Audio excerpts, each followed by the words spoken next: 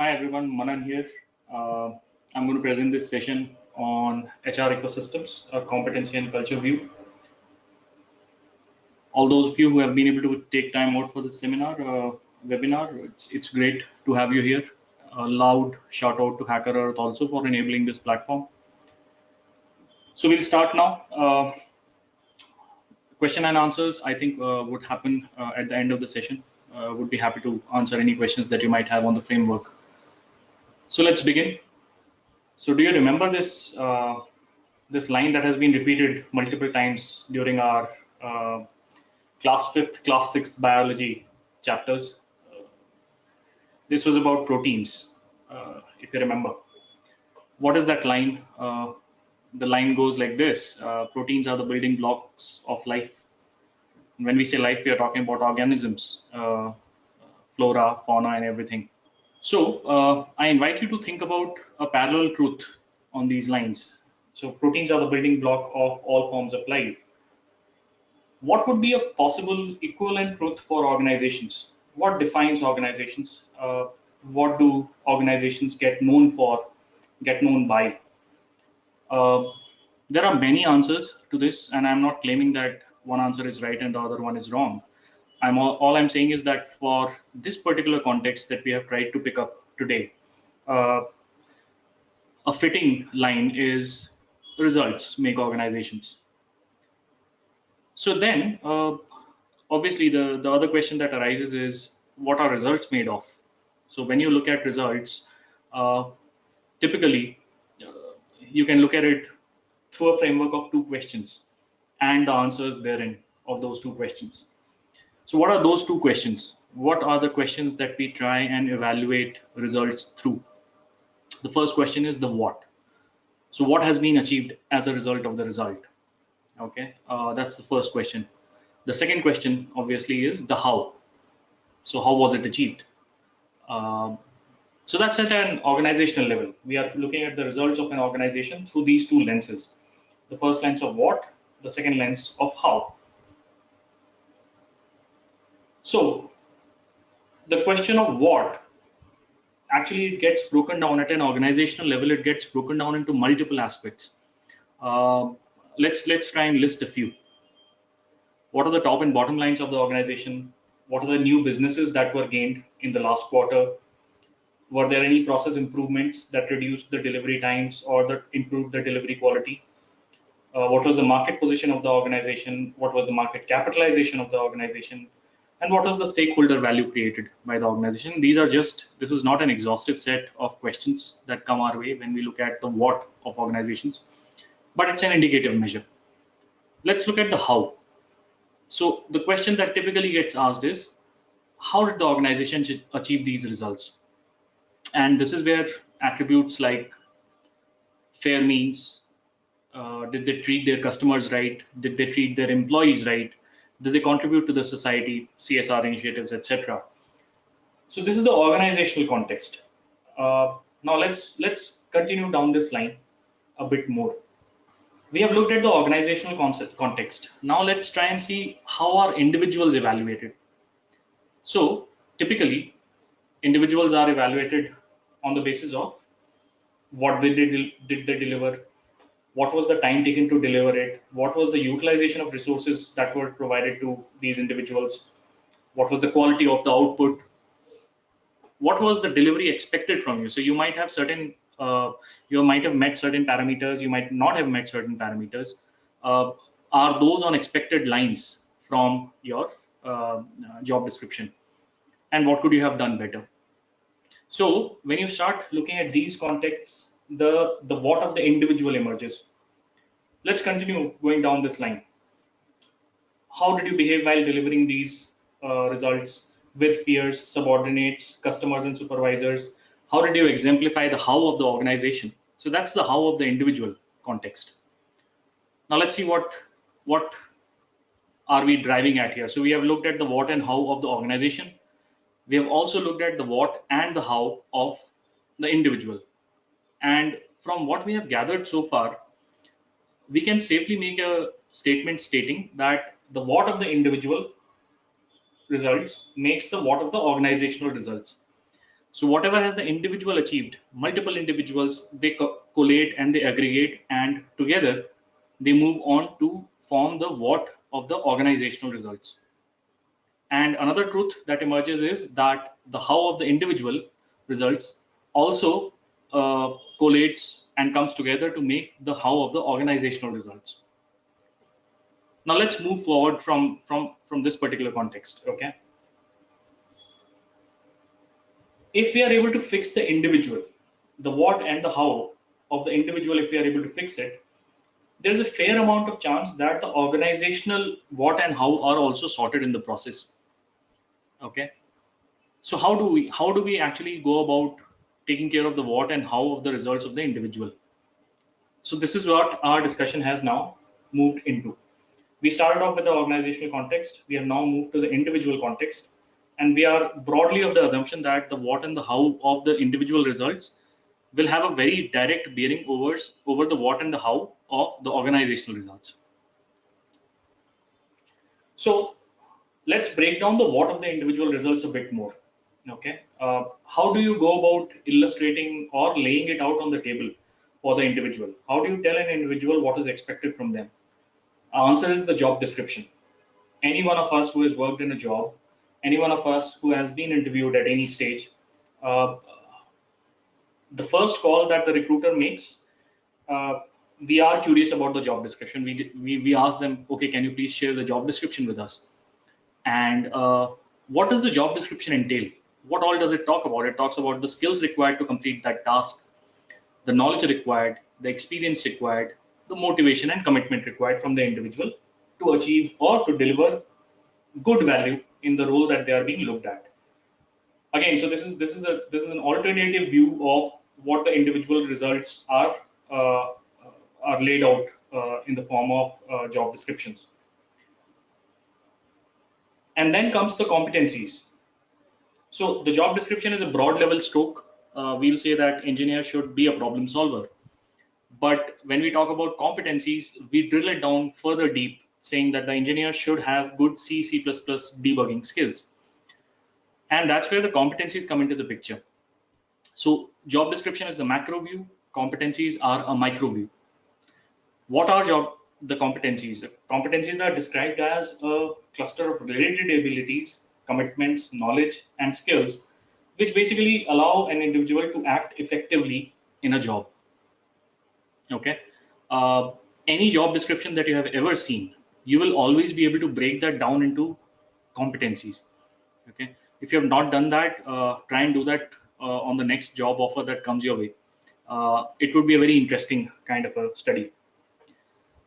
So, what else can we look at in terms of the individual results? Let's also look at the how of the individual results. And when we talk about the how of the individual results, this is where questions like how the employees work and behave with others, how the employees represent the organization to external customers, how they exemplify and protect the organization's culture come into the picture. So now we have now hit the topic of culture, organizational culture.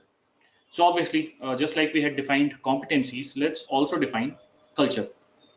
Culture is a system of shared assumptions, values, and beliefs which governs how people behave in an organization. It's a in a very simple way, you can put it across as how people behave in an organizational context. Okay, and that ties back to our original how of the individual results. Okay, so just like we had made a deduction some few slides back, we can make another deduction here. If we have nailed down the competencies and culture at the individual level, if you have nailed down as an organization, if you have nailed down what are the expectations of the organization on the competencies front and on the culture front from a particular employee, okay, you're all set at an organization level to deliver results in a certain manner. So we are building over one truth, one assumption, one truth, one assumption, and we are trying to put together a semblance of a model here. So now let's get into the next phase of how this competency and culture interplay starts working. So we started off with, and just to summarize the progress made so far, we started off with the definition of an ecosystem. We started off with the definition of what makes an organization. We broke it down into results. We broke it down further into the what and the how of results. Then we broke it down and made our first deduction stating that the what and how of the organization has a direct bearing on from the what and how of the individual. And then we further drilled down to find out what are the things that create the what and how of the results at an individual basis. So that's where we drove into competencies and culture. Competencies we called out as the things that we capture in the job description, along with the minuscule skill sets. Culture is the way of working of the organization. Okay. So why do I call it an ecosystem? Okay, this is a very simple, this is a very deductive kind of a inference that we have made so far. Okay, it's not rocket science. This is not something that organizations are not able to figure out. They do figure it out absolutely fine. Okay, but the amount of possibilities that the interplay of competencies and culture throws up, actually that's where the exponential growth of this entire ecosystem happens, and we'll try and see how this happens. Okay, so let's look at a few descriptions of how this interplay materializes. So this is where we start. We say that we have nailed down the competencies that are required in all the jobs in an organization.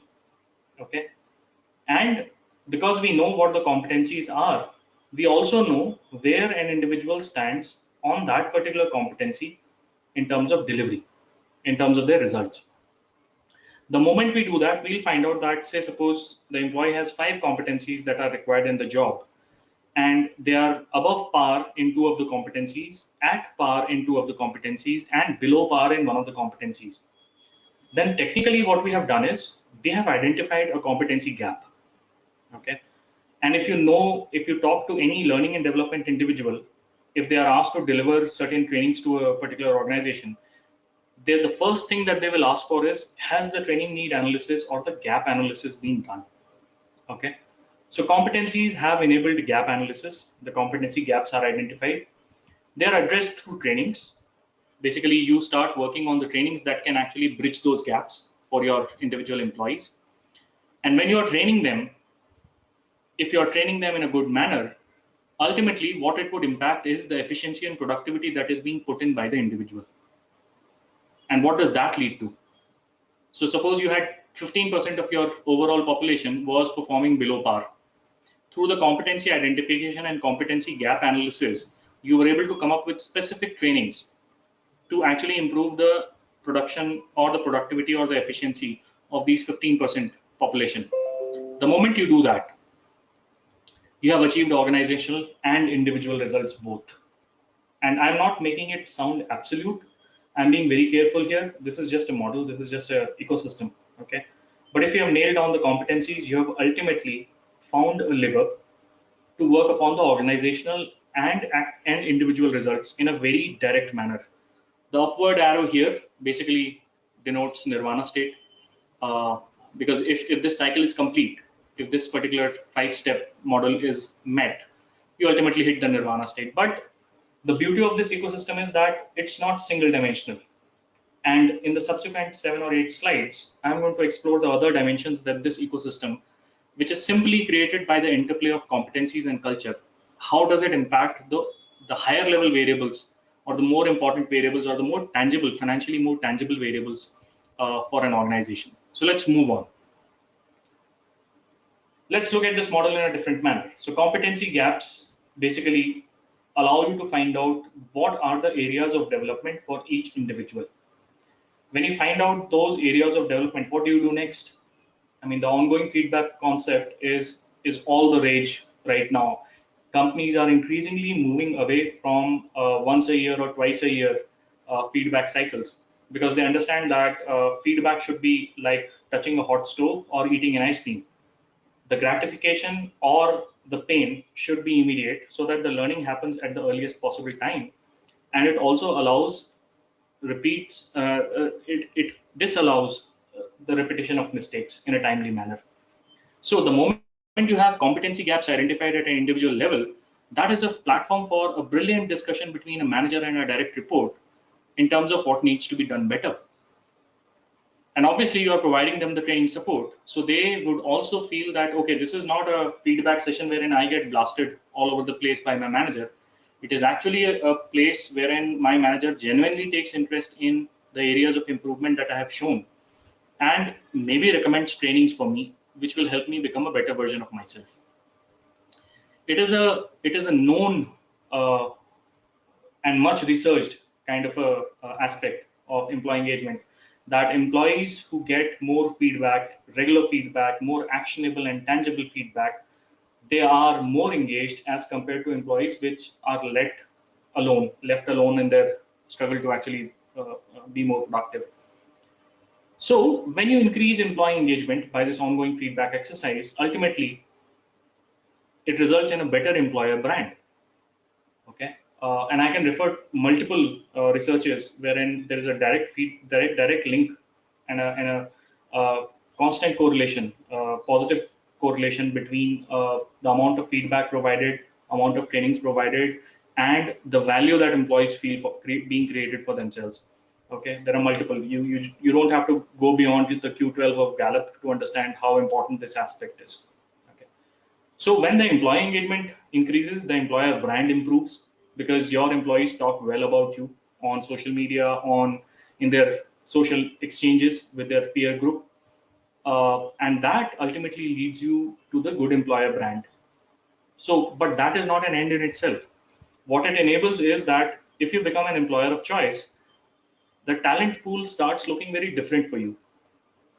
People are coming to you rather than you chasing people in terms of them being open for a possibility with you. Ultimately, it leads to that green upward arrow, which I call the nirvana state. Okay, let's continue exploring this interplay. This is very interesting. And when you look at these interplays in a unison as a single model, that's when you understand why I refer to this piece as an ecosystem. Let's move on. So you have identified competencies, and there would be those star performers that would emerge out of these competency analysis, which will say that, oh, there are 5 competencies, and in this team of 20 members, there are 2 members who are actually getting the maximum score across these 5 competencies. What does that tell you? It tells you that these are your stars. What do you do with your stars? You basically use these stars as your yardstick when you are recruiting talent from outside. So you have competencies, you have the internal assessment of these 2 stars on the competencies. Any person that you are interviewing for their role or their level or with their number of years of experience, you have a reference point of your internal talent. If you don't formalize this, it will ultimately end up in the mind of the manager who is interviewing. He'll see, it seems that this guy seems to be better than that guy that I have worked with, or that guy who works under my team. But if you ask them to score it, or is there an organizational memory of the score that this new entrant or this new individual has scored against that top performing individual, there is nothing. So the moment you enable or profile the top performers in terms of competencies, you are arriving at a benchmark score.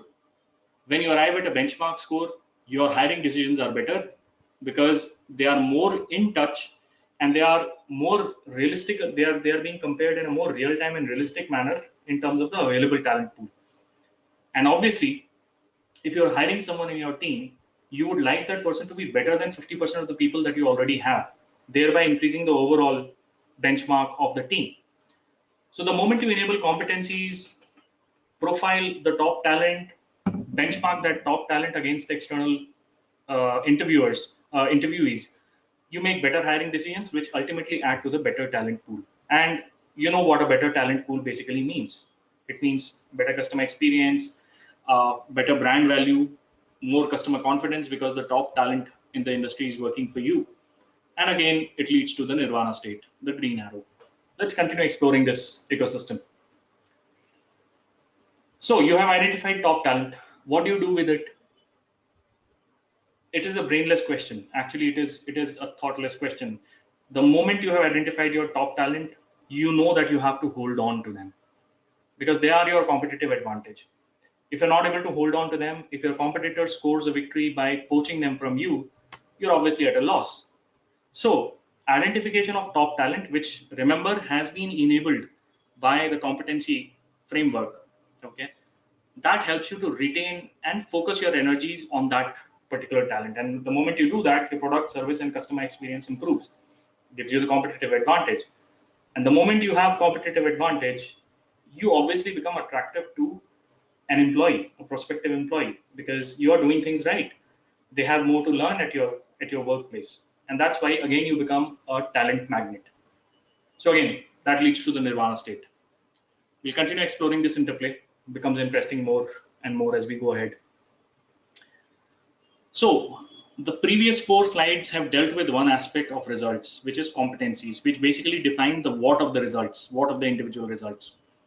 Let's also look at the how of the individual results, and that's where the cultural aspect comes into the picture. You have nailed down the cultural requirements, all the culture, you have articulated the culture of your company, and that helps you in evaluating your top performers in a more comprehensive manner. Because now you're not just looking at whether they have delivered the goods, which they obviously have, that's why they are the top talent, but you're also looking at them from another lens of culture, whether they are achieving these results the way the company wants these results to be achieved. And remember the questions that we had asked on the how for an individual. Has it been done fairly? Has it been done by keeping the team members, by taking them along, or by rubbing them the wrong way? So all those questions come into this play, and what you walk away with is a more comprehensive assessment of your top talent. That leads to recognition of top talent, because once you have identified your talent, you are obviously going to give them rewards and recognition. When I say rewards, you're talking about the compensatory aspects. When I say recognition, I'm talking about the the the various shields that are there, the various cups that are there, the various awards that are there: top performer, employee of the month, customer king, customer champion, chain champion. You put n number of tags there, but the moment you have top talent being rewarded and recognized, both, okay, you are doing two things there. One, obviously you are making that particular top talent feel special by virtue of their what and how of results, but at the same time you're creating heroes for the other employees to follow and emulate.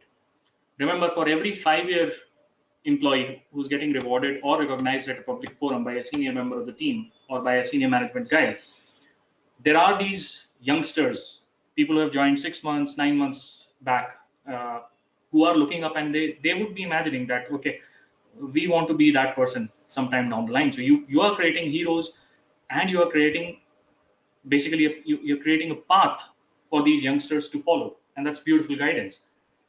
And again, it leads to better employee engagement. Again, I will refer to Gallup's Q12.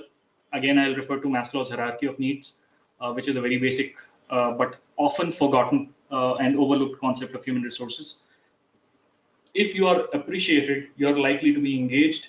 If you're engaged, you're likely to be retained. If you're retained, you're likely to be the star that everyone is trying to follow. Ultimately, you need these kind of people in the organization, and that leads you again to the nirvana state. Let's continue. So put competencies and culture together. You have a holistic performance management model that just does not let top performers behave differently from the organizational culture. So you might have heard of these geeks. You might have heard of these star performers who are very difficult to go by. It's very difficult to actually engage with them. They might not be great at social skills. Okay. Uh, while it is okay to reward these people and these geeks, or the subject matter experts, as the industry calls them, it is absolutely fine to engage them in a proper manner. It is also important that we identify those geeks and those subject matter experts which are also doing well culturally, and it makes sense to reward those top performers in a better manner as compared to the top performers who are just good at their task and not going along too well with the employees, with the other team members. Okay, so the moment you put culture and competencies together, you're assessing the performance in a more holistic manner. The moment you're assessing performance in a more holistic manner, there are more chances that the individual's delivery is getting aligned with the organization's delivery. And when that happens, you know what happens. Productivity is met, uh, uh, goals, organizational and individual goals are met, and ultimately it impacts the bottom line. which is again a good thing, because when that happens, your stakeholders are likely to be happy. Is there anything else that this allows us to do? Yes, it does actually. The moment you are doing a more holistic performance management, technically you are also doing succession planning. Technically, you are also justifying promotion decisions. Technically, you are retaining your top talent. So, competencies and culture, when they come together, they start enabling stuff that might not have worked out in the normal sense. Okay, so that's what it is. Now let's move on. So this is pardon my aggrandizing manner here. I called it Manan's model because obviously this is proprietary. Uh, there are many individuals who have gone deep into employee engagement. They have done their PhDs and everything. But what we are lacking till date is a single comprehensive model that defines every aspect, covers every aspect of employee engagement. Okay, and that's what this model is about. I created it myself based on my experience in the various organizations that I've worked for. So at the center of this entire interplay and this ecosystem or this model are the competencies and the culture. Okay, it is very important for you as an organization to find out what are the competencies related to each job and what is the cultural sentiment that you want to permeate across all the jobs and across all the responsibilities in the organization. And based on the previous models that I have described, the previous interplays of competencies, cultures, and what all they enable. By the way, it's not comprehensive. For the best interest of time, I've kept it short, but there are multiple interplays that evolve from these mixes. But if you were to summarize everything, if you put competencies and cultures at the center of this entire engagement model, what you get is a model that allows you to impact employee engagement, employer branding, performance management, compensation and benefits, recruitments, learning and development. Sky is the limit. Okay, and that's why I say that competencies and culture, when they start playing together, they are, if done properly, by themselves, they are in a position to actually create an ecosystem. So that is the ecosystem. Now, this is a broad level touch up of what I wanted to present today, but let us become a bit more practical. This we have dealt with this in a theoretical and pseudo practical kind of a mode. Let's try and see if we can actually make it happen.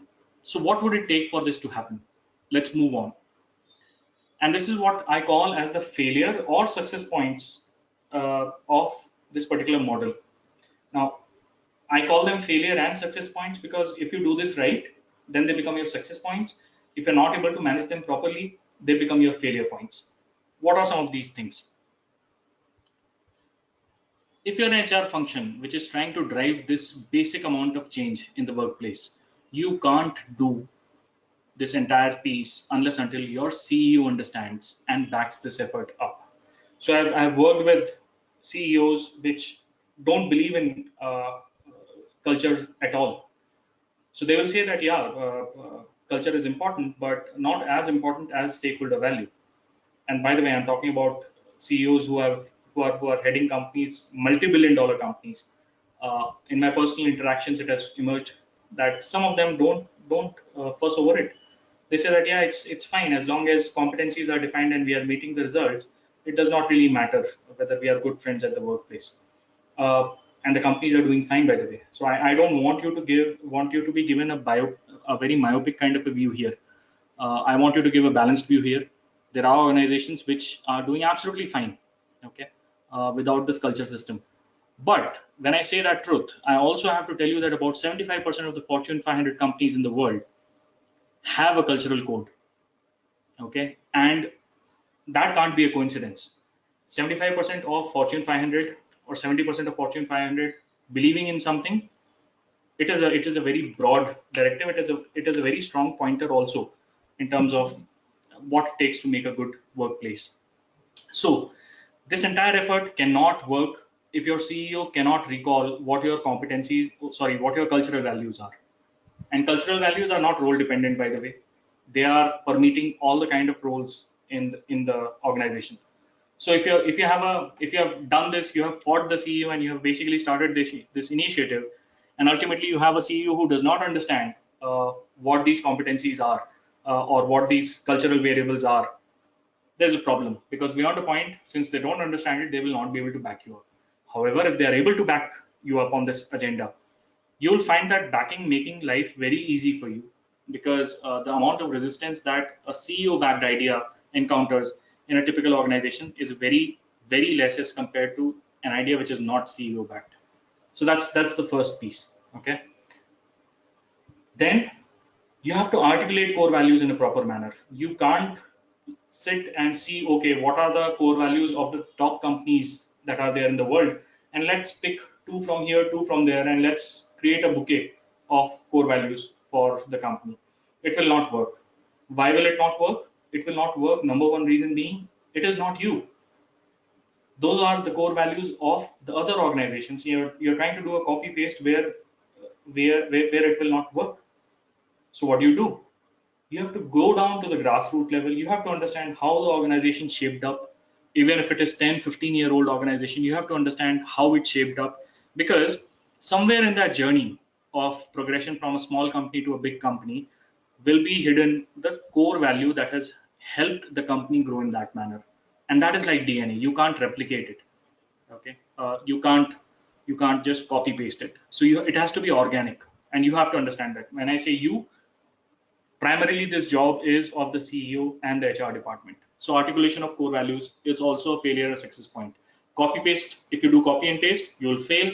If you make it organic, and if you make it you turn it something which is turn it into something which is meaningful, then this particular model will work. What else? You need to have a communication strategy. So just by sitting in a room, finding out what your calling is, what your core values are going to be, it will not do the work for you.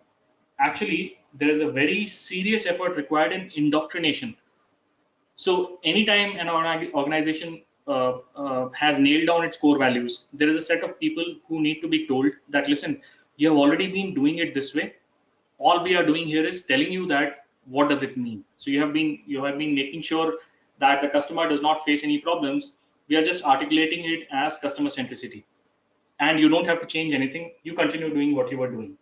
Then there will be the other set which believes that it's not required. Why is it required? I'm doing my job properly. Now, why do you need a shared vision, or why do you need core values to encumber me? As it is, I'm inundated with work. Why do I have to take care of these things? So there is a different kind of an indoctrination that you have to do for these people. And finally, the third variety, after the point that you have nailed down your organization values, there would be this new set of people who would come into your organization. Okay. Are you screening them on those core values so that there is a better cultural fit for these people when they hit your organization? Are you indoctrinating them as a part of your onboarding process to make sure that they understand what is the way of working of this organization? Okay. So that's where communication starts playing a vital role. Communication has to be reinforced by the CEOs, by the top management, and that's why it is a rigor that has to be held through and through. What else? So we have covered indoctrination of other teams.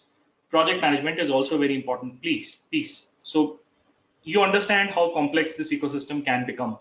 You understand what are the possibilities of interplay between the various variables that are affected by competencies and culture. If you are not kicking it off in a planned manner, so suppose you have nailed down the core values, but your recruitment team does not even know about it and is not even screening these people on the cultural values. What do? You are ending up bringing in people who will be mismatches from a cultural standpoint, and that would actually create a lot of disruption. So you have to project plan, you have to project manage this entire piece in such a manner that there is a single go live date for the competency and core value framework for the entire organization. Okay. Finally, the frontline managers, which are basically going to be the eyes and ears and mouth of the company for the employees, because the employees feel most comfortable reaching out to their immediate manager about these things. They have to be fully on board. If they are on board, this entire migration, this entire project would actually go in a very smooth manner. If they are not, the project would be met, project timelines would be met, delivery timelines would be met on paper, but when you do a grass level kind of an evaluation, you will understand that people have not understood what you're trying to do here. So finally, all this is tied together by the drive of the HR team. If the HR team is going about doing this stuff as if it's if their life depends on it, that's the amount of energy that this kind of an initiative requires. And since most of the engineering functions, most of the servicing functions are busy with their day-to-day ticketing and troubleshooting and firefighting, it becomes all the more important for HR to be the visionary and to be the driving force around these efforts. Otherwise, they can fail very easily. Okay, so that's a comprehensive view of the competencies and core value or culture interplay. What is the kind of ecosystem that comes out? We have evaluated a model of employee engagement which is based on competencies and culture. And finally, we have also looked at the failure and success points of this kind of a model. I'll at this point thank you very much for your patience in this regard. That's pretty much it from my side. I would be now okay to get any questions that this group feels need to be answered.